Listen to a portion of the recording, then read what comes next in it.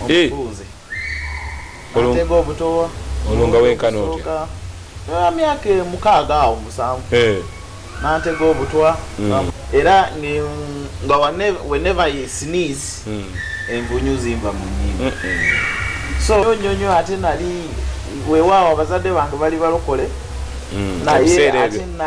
naye nali muto byomulokole sibitegeera bulungi mwaka kyogo Senga Yantega Obutwa mulundi ogusooka nembulya Mukama n'antaasa nga mu kirowoozo kye ayagala kutwala buli kantu muzeeke yaleka eno ng'alaba nti omwana ono ajja kukula bino ebintu byonna bikole ki abitwale naye gwakutaano abaana be gwabatwala ne bafa ne bali obutwa obwo bwennyini ne bubatta ne bagenda olwo bameka babiri this time be yaleka mu kisenge bwe byali biri poison ate ebiri eno mu sitting room birungi ndiraba ate nange bwenzija ate nenja byomu sitting room nensitula biri byomu kisenge nembiteeka wano ku table bwe yaja nabiri ate yawona Senga yabirya nawona nazimba omutima anti nampa obutwa omutuuze Yantega Obutwa olunga wenkano otya myaka 6 awo 7 Yantega Obutwa tell the story tunyumize tubalamusizaako basseba ne bannyabo abatulaba era abagoberera show eno wamu nammwe abadinyumirwa kyemukola kya bbeeyi nnyonyinirira Mukama Katonda abatuweera omukisa ogusinga okubeera munene era ogw'omuyiika ddala ne leero tumaze okuba nga tuyingirawo mu show y'emu tekyuse eya bulijjo bakira leero twegattiddwako omusajja omuweereza wa Katonda kuva mu ggwanga lyaffe erya Uganda. He is from Uganda to the world. Nzukira omulundi ogwasooka okuli oluyimba lwe alina gwe nalinga nkaana naye bamuyita Joan Kisache yakolanga naye mu TX awo nanteekateekayo obuyimba awo nga ŋŋamba nti he's a Kenyan kali nga nze ŋŋamba nti ate nga ŋŋamba nti ayinza obbanga munnauganda nanga nti he is a Kenyan nemugaa nti buno bugambo bw'Oluganda buno bwe yagattamu wano yabugattamu yabujjawa so nangamba mbu babiyiga nennemirako nga omutima guŋŋamba nti omusajja ono ayinza okubanga munnauganda so omukisa guno weeguli tugenda kubanga tuwayamu wamu naye olwaleero ina ka vibe ke yata netabuka so siri muyimbi naye ka vibe kali hit twakakubira ebbanga era katukola bulungi nnyo nakati kakyaliko kakutukola bulungi olwa message ekalimu ebimu ebigambo sibitegeera. Please, God bless you.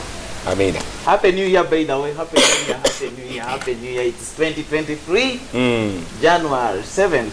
Okay. I think. Yes. So we are glad to be here with my brother. I believe you're going to have a nice time. You're going to have a moving story that will bless your soul, that will change your life. In Jesus' name. Amen.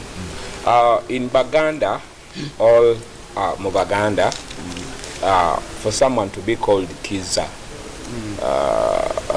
there must namwe wama wechiri nawo dirida abalongo. Yes, ndi musajja azalibwa mu Western Uganda. Tribe chidala mugwanga. Tribe ndi Mutuku. Kusangibwa mu Ntoroko district. Okay. Ntoroko district wayita wano kwoti nokirira Fort Potro. No branching nga agenda bundi bujo, no leke chigenda bundi bujo, no ingida Ntoroko. So my district is the last district in the country. Yes, because if you exceed, you enter DRC. So jwa nina mwaka aka Swahili yako wekati watu tubaina banji ate mbadde ko Kenya Tanzania for 4 years na nchali mwana mto So ate n'Oluswahili nalusoma from senior O level up to senior 6. Okay. So kugamba ndwagala. I'm linguistic, by the way. I sing in Nyankole, Swahili, Lutoro, Luganda now, English. I'm grateful to God. Amen. Asoko twemu ka vibe ka sample ko limba lono nitavuka. Olimba nitavuka kitegeeza ati. Nitavuka kitegeeza njaku mu Luganda tulina bwemba mbuuka amazzi bwemba ndi mu lyato kuba kusomoka. Kyoba oyimbawo nja kusomoka kasitamba nga nina Yesu mu lyato nja kukola ki? Nja kusomoka. Yes, so that's the meaning of the song. Nitavuka. Nitavuka. Leaving one end to cross over. Okay. Yes, I'll cross over to the other side. So simanyi byoyitamu andibanga olina byoyitamu naye nga as long as you still have life you will cross over. Amen. So that's the song that gives us hope. Amen. As long as you have life you will cross over. Amen. Dropping a nitafika mina Yesu tavuka nitafika nitavuka nitafika mina Yesu tavuka. Every day me pray to the Father, Abba Father will give me protection. Lord, you're my provision, my direction, potential solution. Again apola tukawala.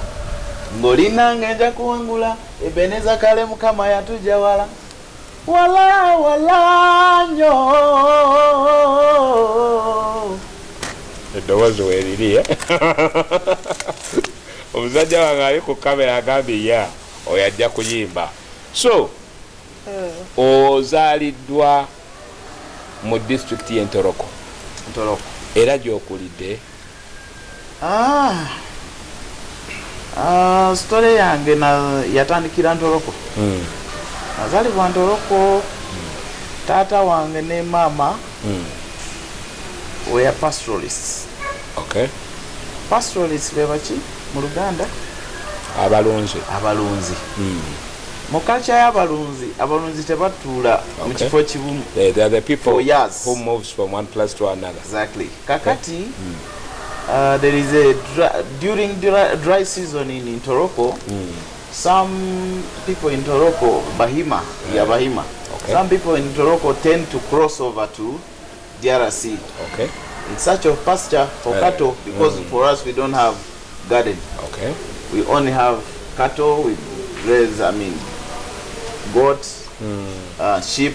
That's all. Maybe chicken at home. You don't have gardens? No, we don't have gardens. We only have cattle. You don't like farming? No, that's the culture of these people. They are Bahima and that's their life. Again, they have not coped from other societies. Well, why is it that they have not coped from other societies? Bahima is the person who loves cattle more than even their children, even their wife. Okay. Even more than their lives. Themselves. Okay. Bahima can love cattle. We have very many Bahimas in the country. Okay. We have Basongora in Kasese. They do the same. They don't have gardens. Okay. We have Bahima in Nyaruguru, in Barara. Okay. Bushenyi, those sides there. And that's exactly what they do. Their culture is the same. Okay. So they love. That's what they love. That's their hobby. That's their job. That's what feeds them. Okay. That's what dresses them. Okay. That's what treats them when they are sick. So that's where they get money, their income source. So that's it. And because of that, I was giving you just a background. It was a dry season one day in 1999. Okay. I was very young. My parents crossed over to Congo. Okay.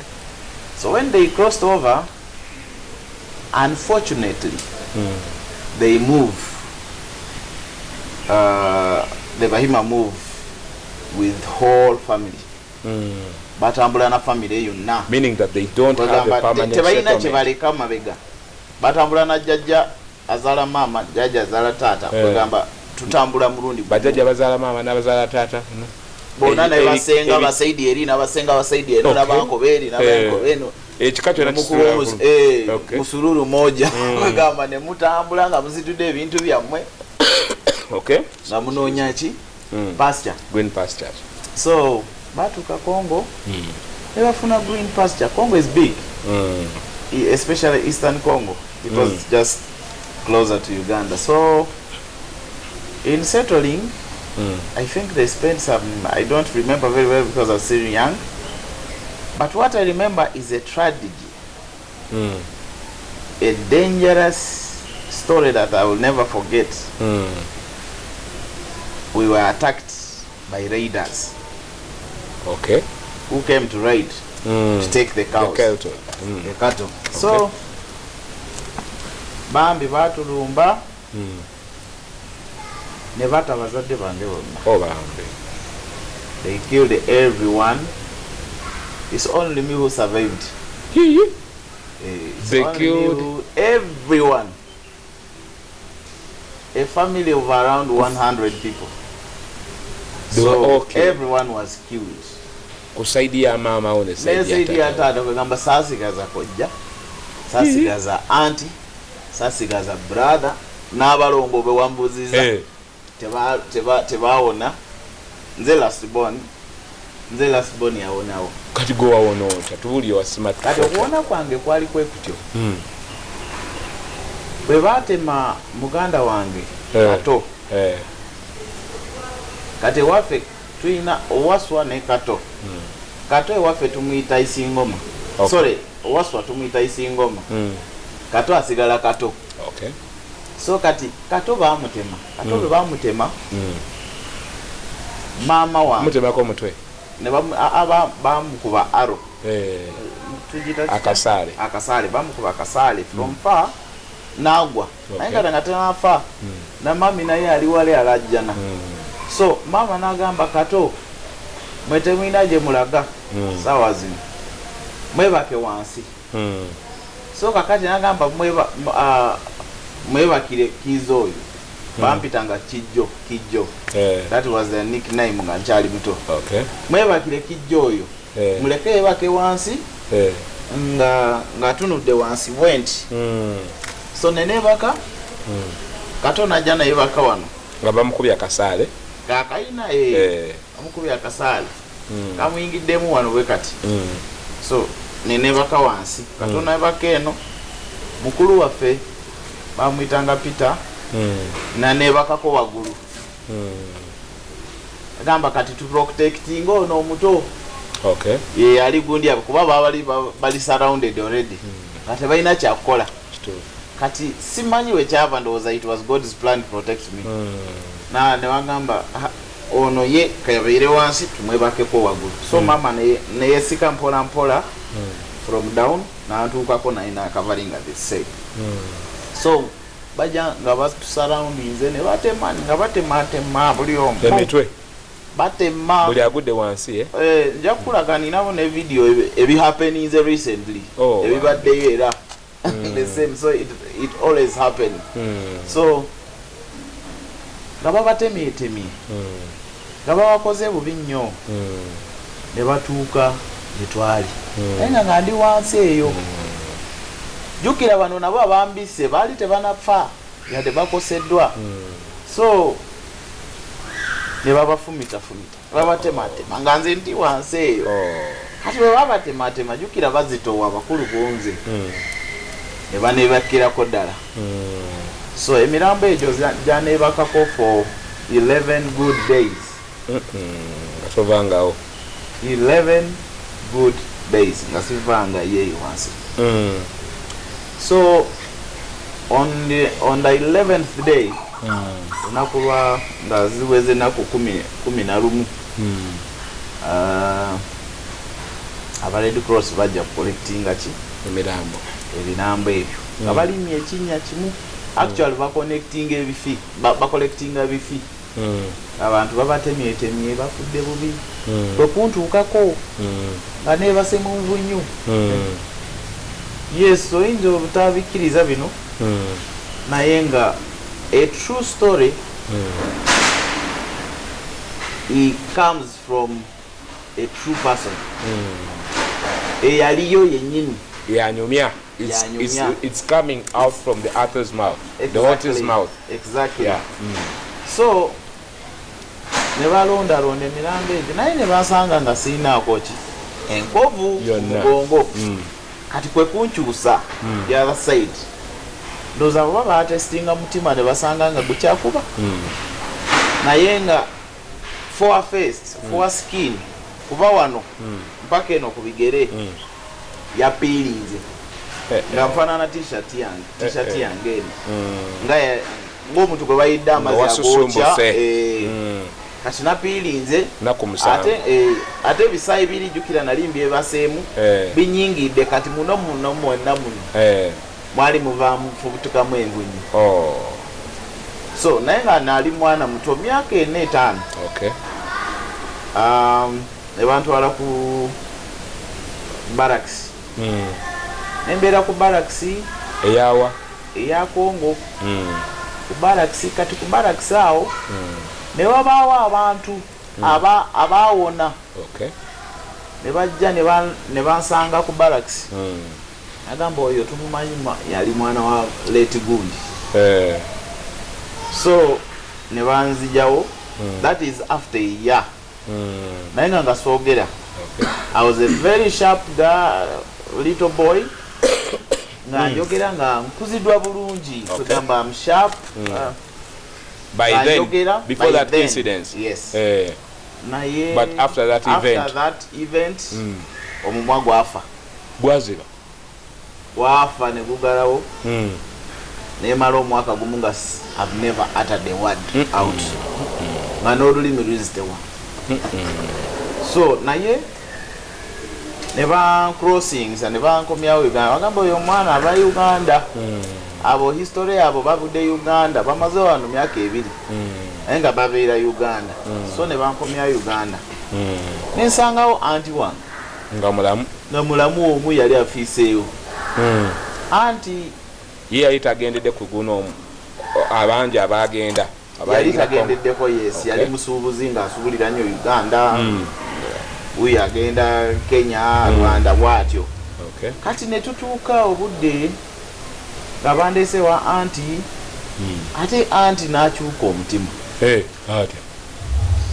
kuba muzeeyi yali erina byaleese mu Uganda yali eri ng'omusajja alina amagezi olina okwerekerayo okwoka backup so yalekerayo okwo ku bute neyerekerayo ku sente anti n'atabuka Senga azaalwa ne taata wange n'azimba omutima anti n'ampa obutwa omukunze n'ateega obutwa olunga wenkana otya myaka 6 awo 7 n'ateega obutwa nava ku ssomero yanyaniriza bulungi naye nga sinatandika okwogera bulungi nga bwentyo nanagira bwentyo ng'ayiga kwogera era nga whenever you sneeze envunyu zimva mu nnyindo so nekintwalira ebbanga ddene ngenda ku ssomero nentuula bwentyo nembeera nga ndinga ali ku blackboard gye ntunulidde so nga ate amaaso gange gali mukulaba movie ziri event yagwao kunulye kutematema ndulu ezo nga zempulira miranga wowe so nekinsumbuwa nnyo ate nali weewaawo abazadde bange bali balokole naye nali muto byomulokole sibitegeera bulungi mwaka kyogo I think that's 2001 between 2000 and 2001 because I was born in 1997 so munange ne mbere wa Senga awo yanyaniriza bulungi ngambye agenda kunziza mu ssomero amuleke mwana wa muganda wange kajje musomese kuba yali ayinawo wangalirawa ng'abeerawa nga wangalirawo bayitayo Katanga region ya Congo nedda region ya Uganda kati Katanga eyo wansi era we wasemba ng'ogenda crossing oyingira Congo so nembeera naye Senga Yantega Obutwa mulundi ogusooka nembulya kama nantaasa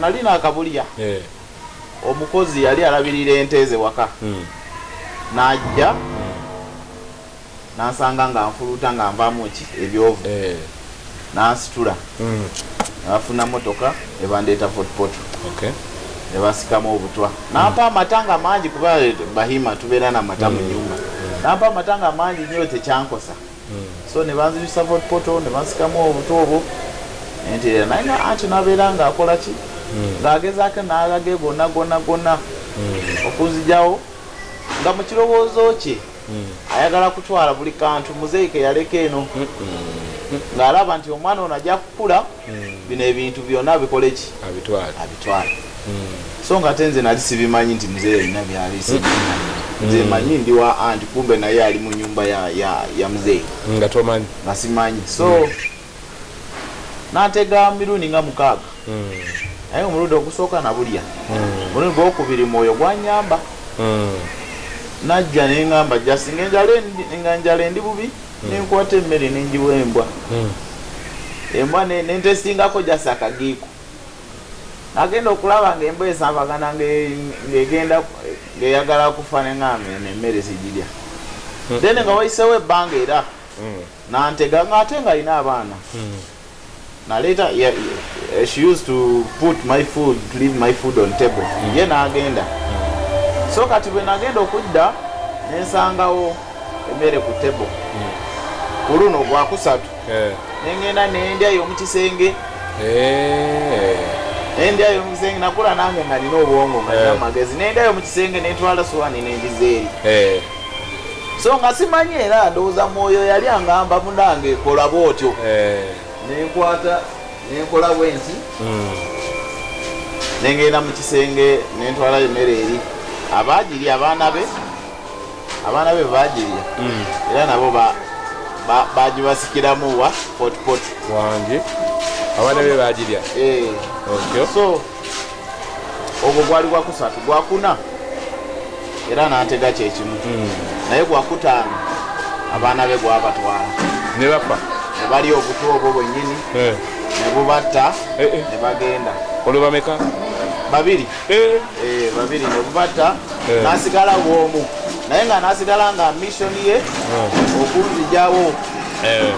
okunzijawo so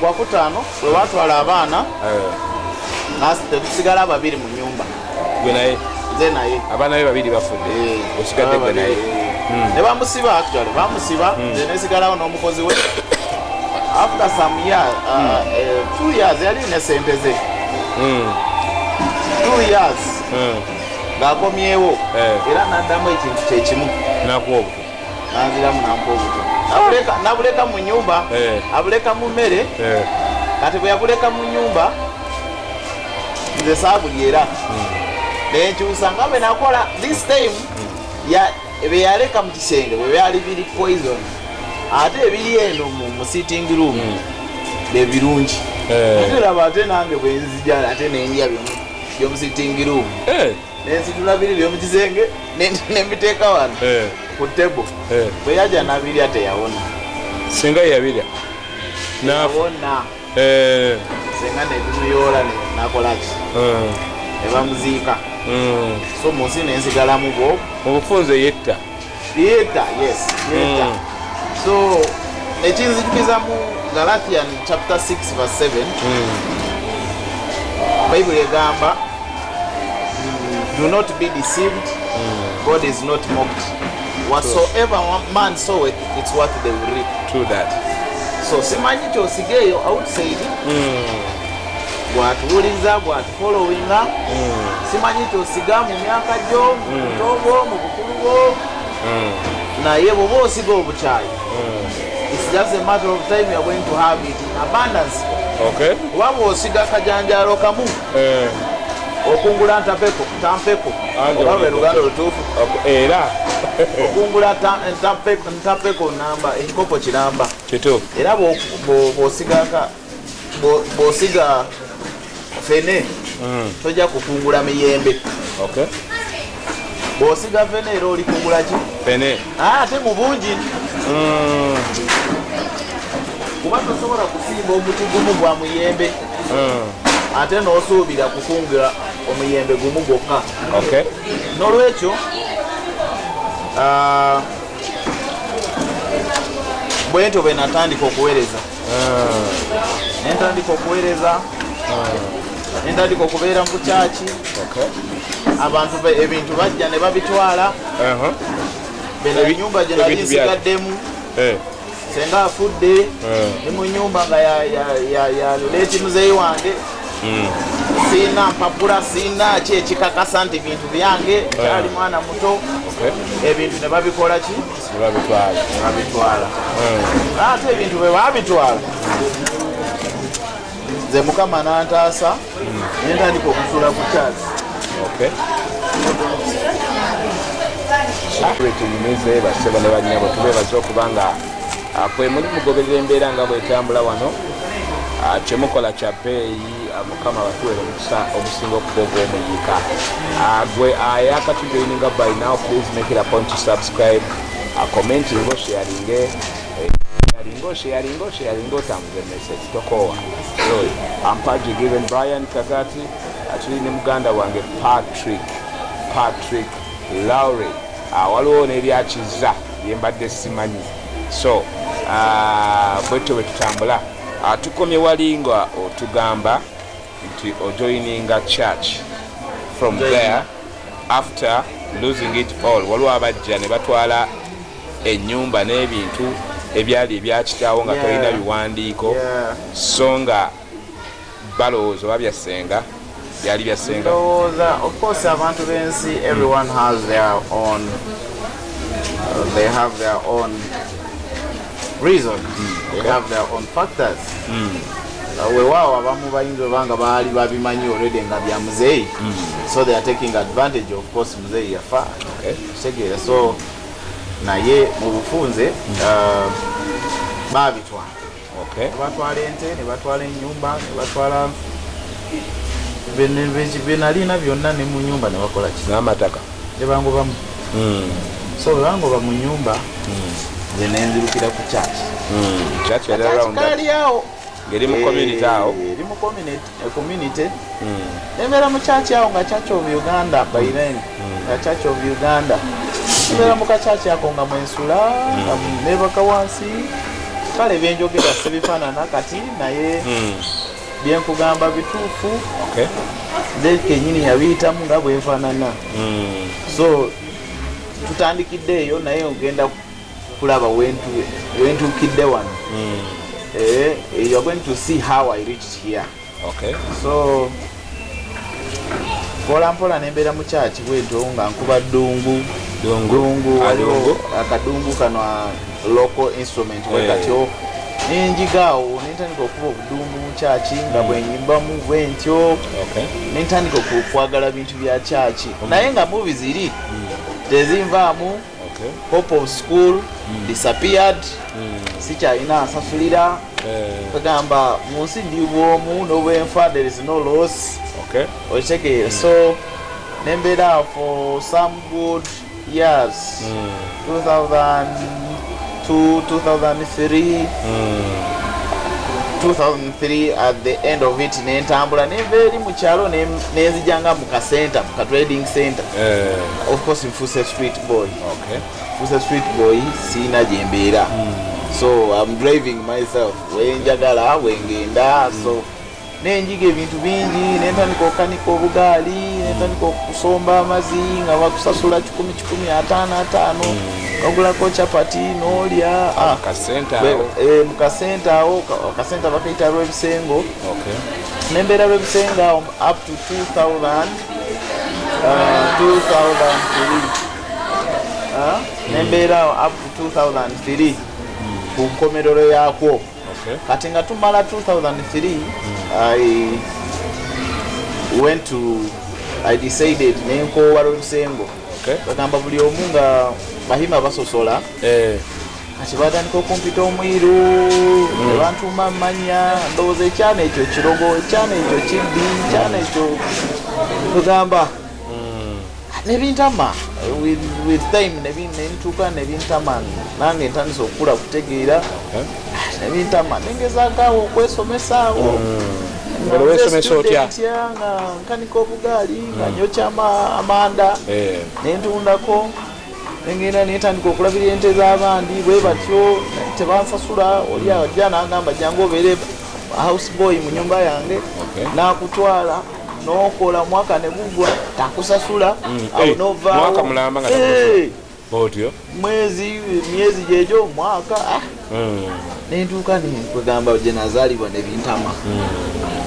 nebintama nengamba kankoleki kambeeyo olwoveeyo oddawa nasalawo jasi nengamba omanyi wekinantwala wengenda okukoma olwobwentambula bwewabeerereyo wali omanyi nti wali ekibuga kyebayita Kampala nawuliranga Kampala nali sigimanyi nawuliranga Fotpoto tawuni kuba ye tawuni yaffe era gyetuva nga bwova gyoveeyo notuuka mu Fotpoto ebeera site oba okimaze ayina kuno bagifuula site muganda wange kati nentambula nenva ewaffe bwoba ovaayo ku sente eyo gyenjogerako trading center gye bayita Lowry Senga okutuuka Fotpoto is 2 hours and 30 minutes drive 2 hours and 30 minutes drive otyo naye natambula olugendo olwo n'ebigere nimwana muto ate siina ngoye siina nsawo siina ki just ntambula nga ali mu adventure naye nga nnaku yange eri mu mutima nga godimanyi nga njagimanyi